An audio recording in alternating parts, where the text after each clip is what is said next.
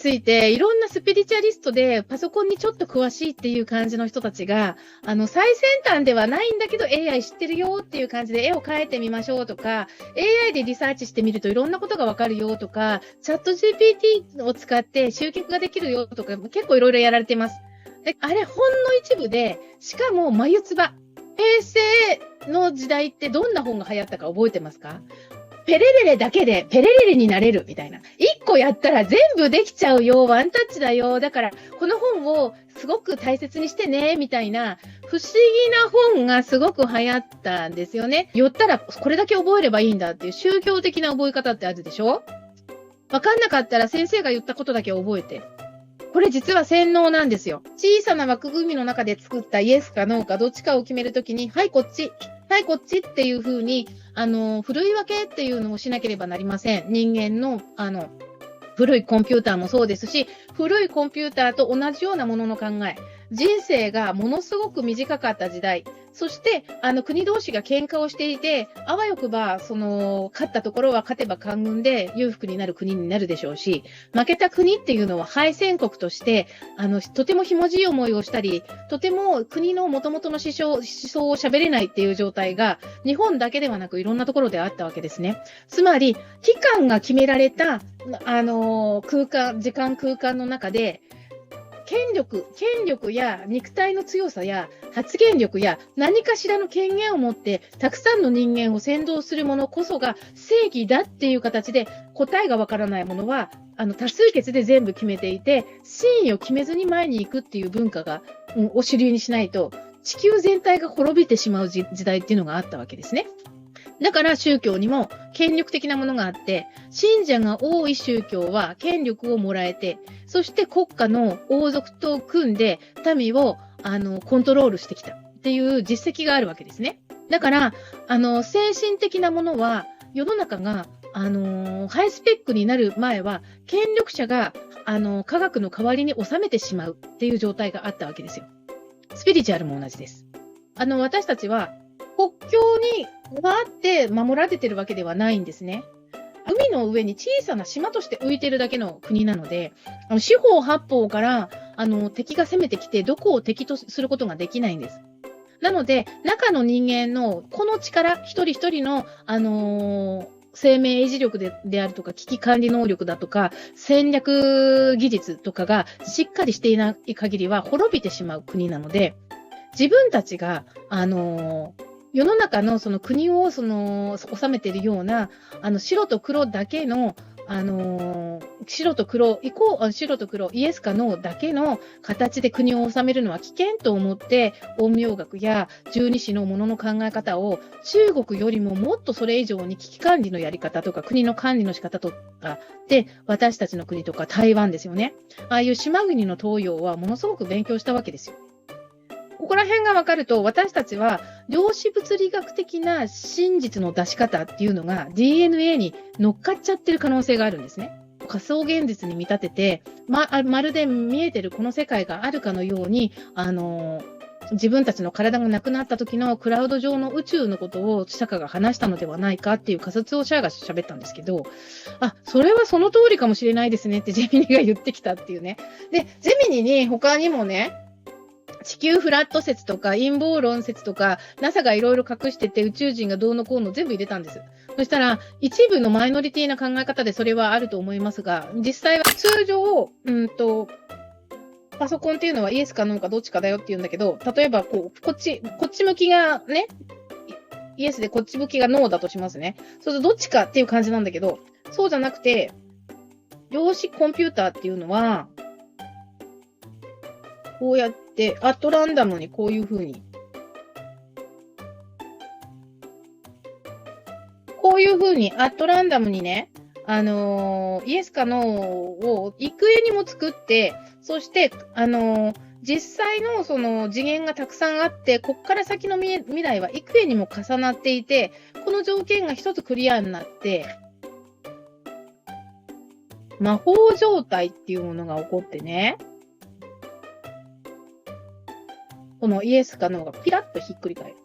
ね、同解っていう言葉があったよね。ピラッとひっくり返る、ピラッとひっくり返る。くるくるくるっとひっくり返って、その当時に一個のところに結びつこうと思ったら、あら、脳になりましたとかね。あ、まだいる。これが、あらまあって感じで、魔法状態が出来上がってくると、最終的に、ほんと0コンマ1秒のパターンで全部のカードが揃ってイエスかノーかが決まるっていう風な、そういう風なシュレーディンガーの猫っていうその実験があるんですけど、それと同じような、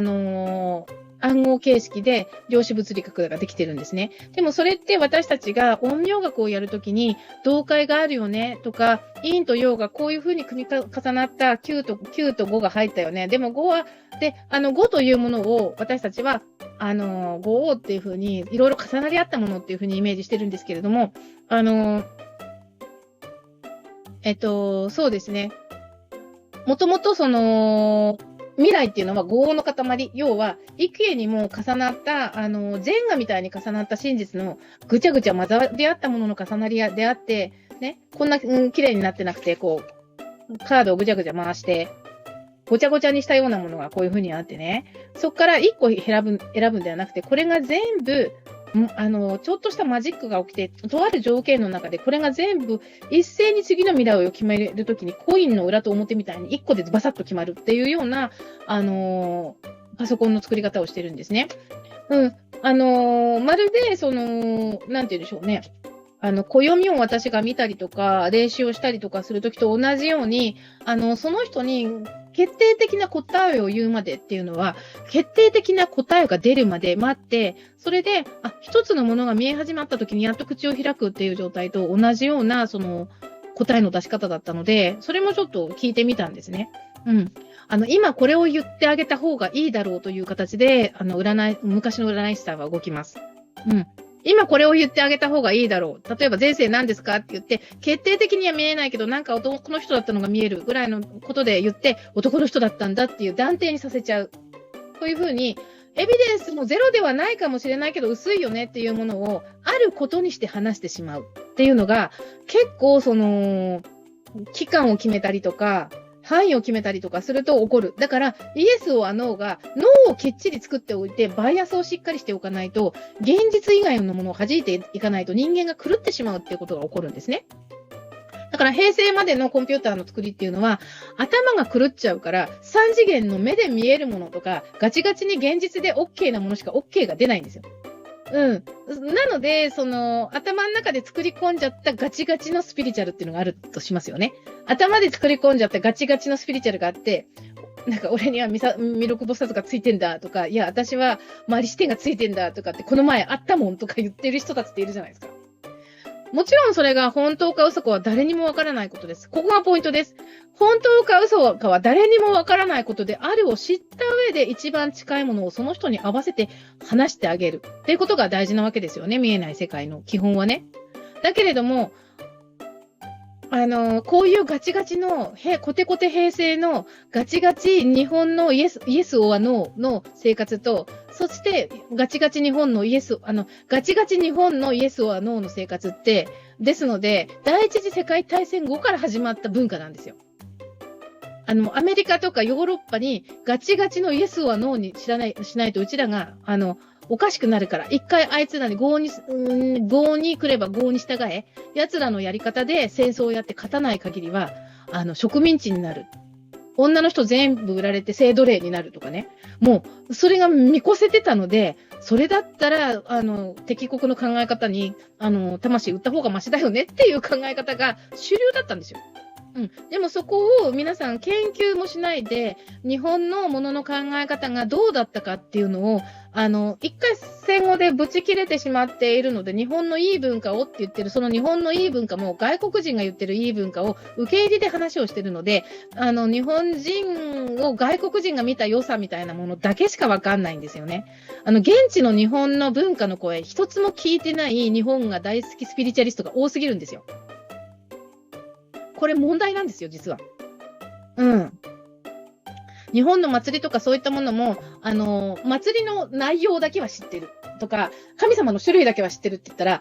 AI で絵描くのだけは知ってるっていう形になっちゃうのと一緒で、どういう日本人の哲学があった中で何があって、当時は集団の過ごし方っていうのは村八部があったって怖いような言い方をしているけれども、実際は得た否認の中に雇われ巫女とか霊能者がたくさんいたっていう話は誰も知らないですよね。うん。霊能者とか雇われ巫女とか見えない世界と精通している人間は差別されても嫌な顔せず、一つせず悟る能力が高かったので、わざわざ下の身分にしたっていう説もあるんです。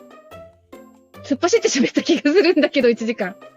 一回ちょっとさ、顔見せられる人は見せてもいいし。